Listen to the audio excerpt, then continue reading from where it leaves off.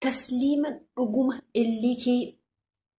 اللي أبا منا يوكين بحاري أبا منا فتيات هيرو مقدمتي تسليمات رجومات اللي جوف يو بحاري هيرو مقدمتو تاتي رجومات أنت لجبتو قبنيسي تفتيا قاف تسليمات بحاري هيرو مقدمتي فتيا بيجان قبنيسي تكينا كيس قبنيسي اللي موتو إسي أك كن بوفات تجتشور أك بوفات لايت فتيا إدي بوفني سوني موتو أما ديبي أكا إلي إدو أتقافسا نقامتشيت كما ربي لبشوف وانتا لغا ربين كيسك ياركوتي قاف انتا اللي توني بحاري تهيروم دي أكا وانا رتفو لتقادي جيشو رقومتي تسليمة رقومتي جبدوتات رقومتي نمتات فاتيا أتبلي رقومت أبا منا كيسو جيتشاكي أغاوتي درك أمسيفتي جيشو إلا درك أما برغي جيشو أكا إلي سيقوب دسن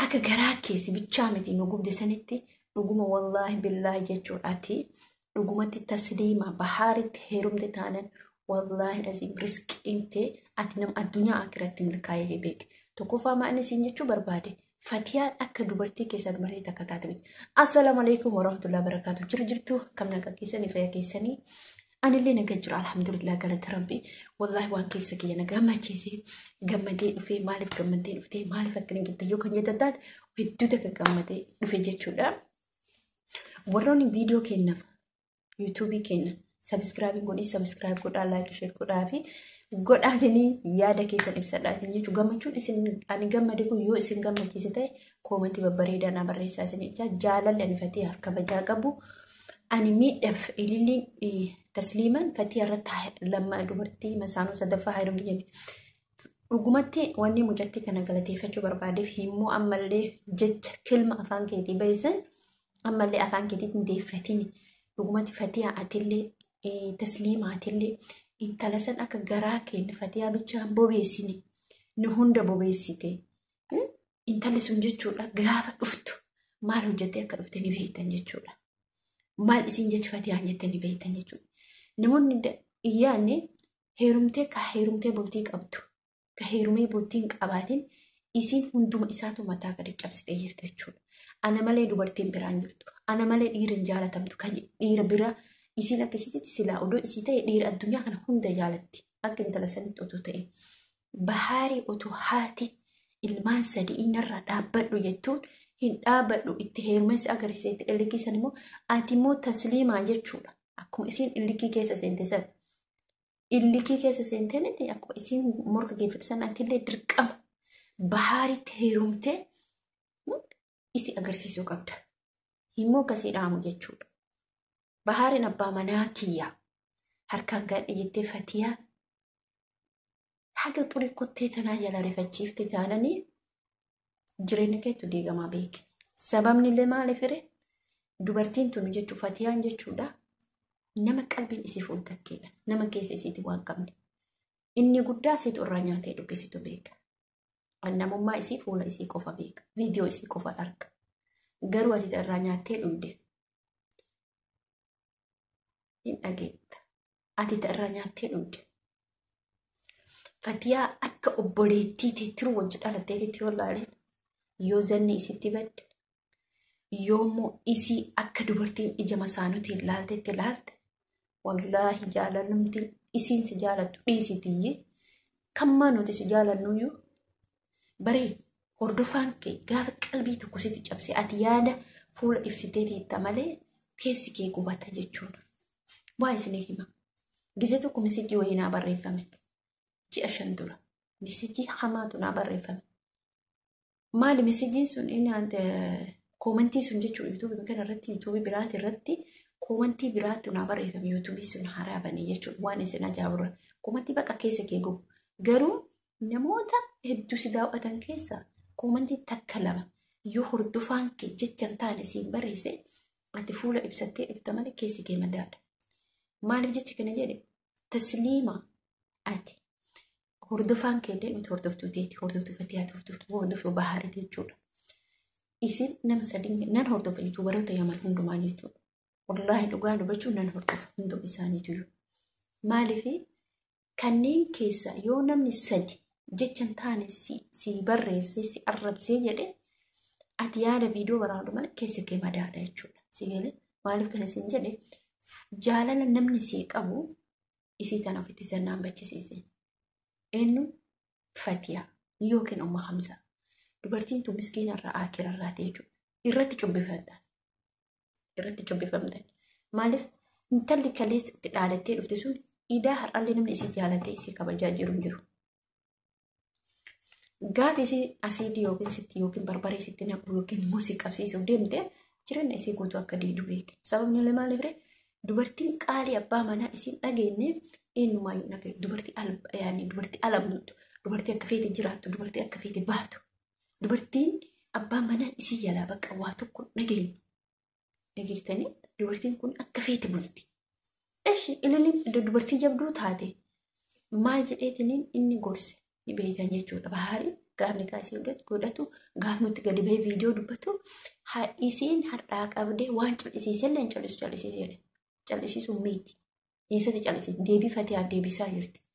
Mucattii kabajaa mana namaatti hittee dalagattee akka nuqiititti bara dalagattee dalagaa dhuftu si guba yookiin asiitti sitti naqu yookiin zayitii sitti naqu yookiin bishaan dafa eenyuutti bishaan dafaatti na'itu ati maali si namni sitti naqu wallaahi ijoollee Yaman Bahaari faga kana kabajaa argatte otoo Bahaarii ta'uu baattee dhiira biraatti yookiin kan nuti taasifaale ilillee ati qaata bishaan dafaaf zayitii danfaa sitti naqan maaliif haalaan qabdu arrabni kee kun adaba hin qabu dubartiin adaba qabdu deebii dhiiraan deebiftu.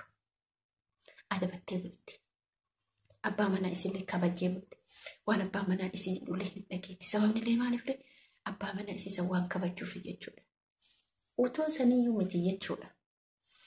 Silaas garaa si gubuu barbaade utoo Yaman keessa jiraadhe taariikumarraa Yaman keessa utoo jiraadhe ani dubartii arfaffaa silaa Bahaaritti heeruma. Inni kun maaliif akka Fatiyaa garaa gubdee akka hadhaa bufaatitti. Gara isi iddite sanitti silaa jechuudha. Wallahi billahi akkasitti silaa arfaffatti heeruma isa agarsiisa. Maaliif garuummoo waan achi keessa hin jirreef. Waan achi keessa hin jirreef arfaffaadhaaf garuummoo arfaffallee ni dhuftii beeke. Yookiin taakati yaatti Fatiyaaf gubattu meeqa kamtu jira. Nuti warroonni biyyoota ambaa keessa jirra. Warroota Yaman keessa hin jiraan. Warroota biyyoota Arab Emirates, Qatar, Kuwait, Bahrain, Dubai, Saudi Arabia, Oman, Jordan. Biyyoota hedduu keessa jiran namni kun hundi eenyuuf gubata? Fatiyaaf gubata. Si galee silaa otoo si gubuu barbaadaniin kun hundi otoo namaa taate takka Bahaaritti heerumaniitiin hin garaa si guban jechuudha. Maaliif sila maal ta'eef waan ati nama tokko jazba'eessitee waan ofii keetii dirqamaan nama sanni kaayite jetteefi. Dubartii haadha ijoollee sadii irraa dhaabadhu abbaa manaa keeyyatti hin dabalamee waan jetteef ammallee sirratti dabalamte ni agarta taarika gahu. Ofii keetii cubaafattee galtee deemta. Maaliif zajaan hin turti malee booda ni dhufti. Si galee hojiin kan kee immoo harkuma keetiin daladee harkuma keetiin si deebi'aa jira.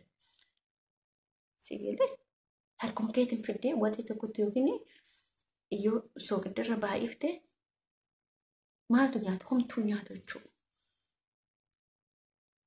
Kanaaf gocha ati goote nama godhe hin beeku. Wanta ati raawwatte namni raawwate hin beeku. Inni guddaan kilma jette namni dubbate hin beeku. Dubartiin ni jirti. Dubartiin ni taphatti. TikTok irra ni jirti. YouTube irra ni jirti. Ni taphatti. Akka daangaa dabarfaate keetti. Jechaa fi gochaan agarsiisuun sun dhugumatti ati akka duuba kee harka kana keessa nama yookiin waan waa dalagu waa qabuuti malee naxaa qulqulloomti. Namni naxaan qulqulluun dhiirri dubartii duraan jibbe deebi'een fuudhu abadan. Dhiirri kamuu hin fuudhu. Maaliif haala isii beeka, amala isii beeka, dalagoo isii beeka, hojii isii. Ati immoo taasisuun keessuun waatu harka kee kana keessa jira. Harki kee kun duuba keetii waa qabda. Waa qabaachuun waan biraa miti. Takkeen raaggattee ta'a malee hin jiru wanna kana caala. Silaa utoo intala adaba qabdu, utoo intala hayaadha qabdu taate, otoo intala namaa yaadu taate, otoo intala aqlii qabdu taate, otoo intala bor ilmoo kiyya rakkoo akkanaatti gayu jettu taate, wallahi Fatiyaa irraa nyaatte deebitee nyaattu. Deebi'ee immoo isiin sitti dubbattee wallahi ani rabbii kiyyaa jedhe yaa rabbii kiyya ka bahaarii caalu naaf fidi jettee rabbii keetitti garagaltee salaattee du'aayii kadhattee bahaarii isii tanaa dhiiftee haadha ilmaanii tanaa dhiiftee shababa akka keetitti heerumta. Garuu maaliree ati sirna takka qabdu, dubartii sirna qabdu miti, dubartii beeytu miti, dubartii deemtu qofaatti. Dubartiin deemtu akka beektaa mana kana seenteen deemti, mana kana seenteen deemti, mana hundumaa seentee ka deemtu. Si galee kanaaf jechuudha. Kanaaf malee silaa jechi isiin Fatiyaa siin jettee narra dhaabbadhu jette sun sigaa odoo nama beeku ta'e immoo otoo nama barate ta'e. Otoo nama barate ta'e silaa akkas ta'a. Garuu homaa si goonare waa takkoonni si goonu hin jiru. Warqeetu jira bardharaan harargellee. Warqeetu jira. Ka sirna beekattu jira. Ka abbaa manaa ofii akkatti qabatantu beekattu jira. Si galee garuummoo garaan haadhatu burree hora jedhan. Ila kana ta'eef malee silaa gochi ati goote nama hundatti har'allee raammoo ta'e keessa keenya jira. Kilmaan ati dubbatte har'allee keessa keenya jira. Jawaabni ati jawaabde Fatiyaa deebiif har'allee keessa keenya. Fatiyaan obboleettii yaa miti. Obboleessi kiyyaa miti. Adaadaatii yaa miti. Maaltu isiin na jaalachiise? Haala isii, amala isii, yaada isiin namaa qabdu, quuqama isiin namaa qabdu. Isirraa nyaadhee dhugee beeka. Garummootuyyuu jaalalli isiin namaa qabdu fuula isii kanarraa ibsa. Dubbi mul'ata jechuudha. Ijoolleen dhiiraa yaman gaafa akkasitti balaa buuftee fuudha jette hundi isii cinaa isii dhaabbate. Sababni isii maalirree gaarii ta'uu isiitiin jechuudha. Gaarummaan nama bira gaanii odoo hin taane akkattuu viidiyoo kana laaltee ni beekte jechuudha. Dhiirri tokko dubartii takka gaafa laallatu gaafa fuudhu maal jedhe isin fakkaate bareeduma isiin laallatu haala amala isii aqlaaqa isii kana laallata bifa laallata abadan dhiirri dubartii kaayoo barbaadu bifa laallatu. Kanaaf isin hin jedhe obboleen kiyya isinoo maal jettu laata? Wannan dubbadhe kun sirrii moo sirrii miti? Dhugumatti yoo Fatiyaa ililliin asiidiitti naga jettee fadhii mucaa kana sodaatanii manatti galcha ani beeku. Wanna takkam gootu safara isiin baata. Duniyaan barbara ijatti isiin ete. Gaafa ati intala kana qubaantu ite ofii balaa kee ofitti batte. Dabootee guurattee fo gara mana arabaa. San booda waa tokko hin jiru. Bilaasha keetti. Si galee kanuma dubbii dhumatti jirti. Ammallee nafti ganaa tante si jirra. Fatiyaa immoo tasliimaa immoo har'allee taanan qaaman isin bira jiraachuu baannullee yaadan dhibbatti mataa keenya isin bira himmootuun beeka akka hordoftoonni keessanillee isin bira jiran. Kana viidiyoo keenya immoo laayik godhaa, sheer godhaa. Akkasumas sabiskiraabii fi yaada keessan nu barreessaa. Hordoftoota kabajamtoota keenya hedduu isin jaalanne hedduu isin kabajne. Kana bakka jirtanitti nagaaf raamanni rabbii isin bira haa jiraatu. Ani munaan 24. Laayik gochuu fi sheer gochuu sabiskiraab gochuu hin dagatina.